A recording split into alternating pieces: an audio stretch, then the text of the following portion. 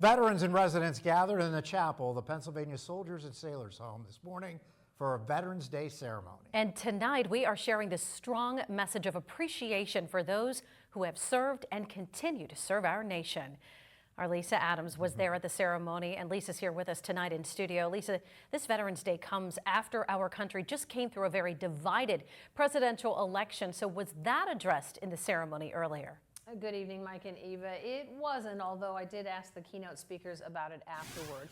Veterans Day at the Soldiers and Sailors Home was really about unity and pride for those who served or are serving, recognizing the sacrifices they make for our freedom and the freedoms of other nations around the world.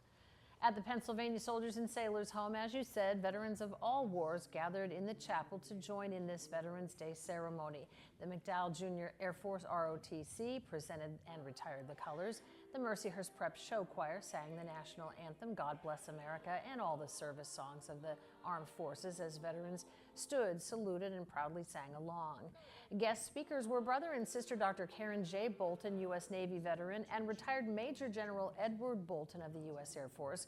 The Erie natives had impressive careers in the service. Both believe that the U.S. military is strong and prepared, and that we should remember our veterans not just on this day, but all year round.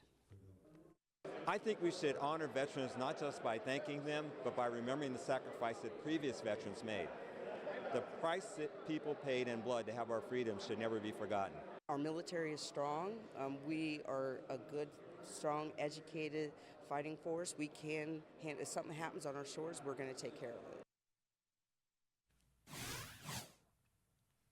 And like Kara Jeffers, I did ask about our national political divide that has left some pleased and some disappointed with Donald Trump as now president-elect. Mike Ruzzi will have much more on that coming up in the 11 o'clock newscast tonight. But they did say we might be divided, but we're still the United States of America. We fight and die together for our freedoms. And right now, men and women are serving in 140 nations all over the world. Live in the studio, Lisa Adams, Erie News Now, and we'll be right back with more Erie News.